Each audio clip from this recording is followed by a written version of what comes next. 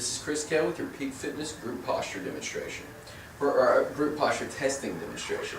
For group posture testing, we like to break up this segment into a floor component of a set of floor tests followed by a set of standing tests. All right, in a group workout setting, you would simply perform the floor test first, is what we call an activation portion of the workout. All right, and then we have our clients rise to their feet and do these standing tests as the warm-up itself. So this can be easily integrated into your program in about 5 minutes. All right, so for our first floor test, all right, we have the side plank.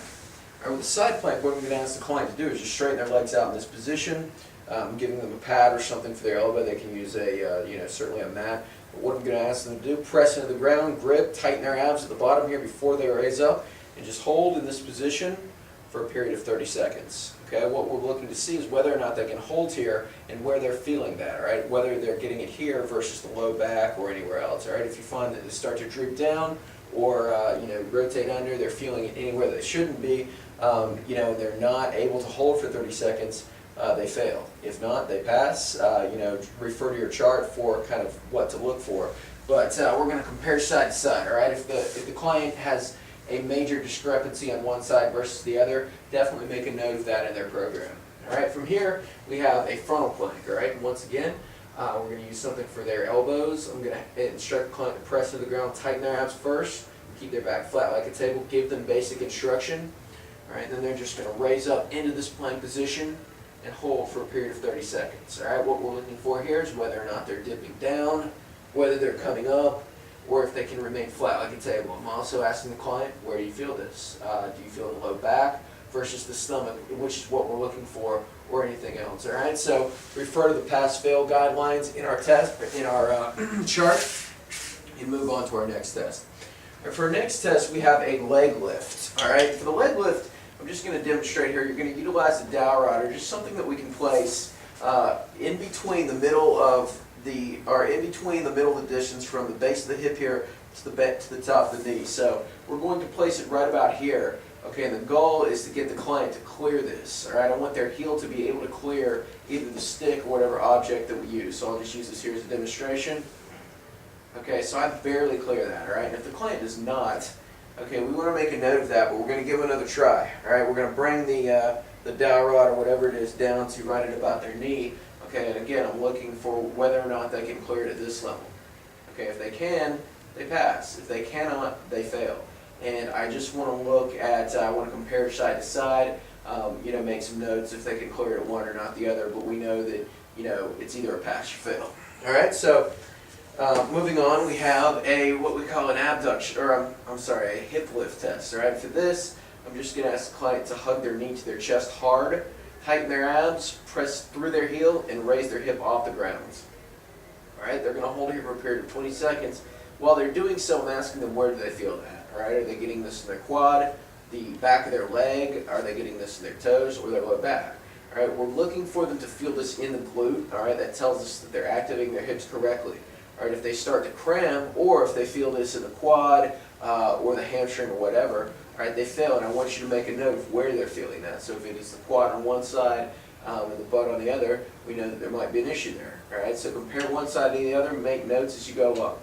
All right, for our last test, we have a sideline abduction test. All right, for this, I'm going to instruct the client to bend their bottom knee, all right, and straighten the leg out. All right, toe is flexed down this way, and the toes are flexed back towards me. What I'm going to ask the client to do is raise the leg up, all right, while I'm providing pressure. So their leg is coming up, I'm trying to push them down. I'm going at about 50%, and I'm seeing whether or not they can resist my push, or if they are, or if they're coming down. All right. At the same time, I'm asking them where they're feeling that. Okay. Are they getting that in the side of the hip? This is what we want, versus the groin or the front of the leg. All right. If they're feeling it in the groin or the front of the leg, we know that they're substituting. There's something going on there. All right. So I want you to write that down. They fail. All right. If they lack strength in this muscle, if they simply cannot hold against gravity or hold against you, all right, then once again they fail. We know that this is an area that we want to address with training. All right, compare each side to the other, and those are our 4 tests. So now from here, we're going to move on to our standing test. So just instruct the client to stand up. All right, and we're going to perform our first test, which is an overhead squat. All right, for the overhead squat, I'm simply going to ask the client to raise their hands above their head we're going to put their feet a little less than shoulder width apart, hands above their head, and squat down as far as they can comfortably. I'm miserable at this, so I failed it. I'm probably not going to do very well in this, but I'm coming down as far as I can, and as you can see, I'm leaning forward, all right? I can't squat all the way down, so what I'm going to do is get either the FMS board or just something that we can prop the client's heels up on and ask them to squat down again. As you can see, I pass with this going on, so we want to just write that down. If the client's able to do it with the heel lift, they pass. If you still find their arms are falling forward in front of them, or they're not able to get their heel to their butt, they fail. All right. So just make a note of whether or not they can do it with the board or without, and pass or fail them. Okay. Our next test from here would be what we call a wall angel test. All right. You're probably familiar with the wall slide, and we're going to use this as a test. So what I'm going to do is have the client put their hands here. Alright, I'm just going to have them press their back into the wall. I'm going to instruct them to tighten their abs and press. Alright, I'm going to put my hand behind their back. Alright, if we can fit our hand behind their back, if there's kind of a crazy arch going on there, then we know that they're kind of living in this anterior pelvic tilt. Alright, that's a situation that we don't want, so they fail that test. Alright, if we can get our hand behind there, then we know that they're good to go. They're not dealing with maybe some shoulder issues, so they pass. Okay, if we can get our hand behind there, they fail. So it's a bit confusing, but moving on, our next test would be what we call a shoulder mobility test. So I'm going to put one hand on top here. I'm going to ball my hands up in fists. One hand is going to be on top, one hand is going to be on the bottom, and I'm scoring the side of the up hand here. Okay, what I'm looking for is whether or not the fists fit together between less than 2 hand lengths. So I'm just going to put my hands like this behind their back to see whether or not that is the case. All right. If it's like a hand length or a hand length and a half, then they pass. If it's way down here though, and there's a lot of daylight, I can get 3 or 4 hands in there, then they fail. All right. And again, that would be, this is my left hand on top, so I'm scoring my left side. This is my right hand on top, so I'm scoring my right side. So compare side to side and just write that down. All right, now for our next test, or for our final 2 tests, all right, we have a single leg stance, okay, and a single leg squat. The single leg stance, we want to instruct the client to roll their pants leg up, all right? I want to be able to see their knee here, okay, and what I'm going to do is just stand on one leg, okay, and what I'm looking for is the position of their kneecap, all right? Is the knee internally rotating excessively? Is it turning in? Is it able to track straight over the toes, or is it doing something funky? Also, look at the trunk, all right? Are they bending all over the place? Are they able to maintain balance at all? All right, I want them to hold for 10 seconds on each side. If they cannot maintain balance on one side or the other, make a note of that. All right, they fail that test. All right, from here, we're going to perform our final test, which is a single leg squat.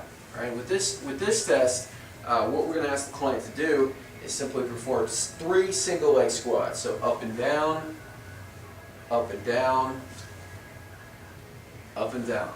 I did it.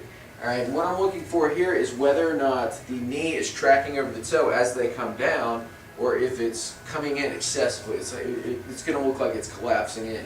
Alright, if that is the case, we know once again that we've got some hip weakness that we're dealing with here, and that we want to fail them on that test. Okay, so just follow the guidelines in terms of what is written down. Score your clients as indicated in our testing section. All right, fill that out, and in our next video, we'll tell you how to correlate these choices with our warm-up or corrective exercise programs.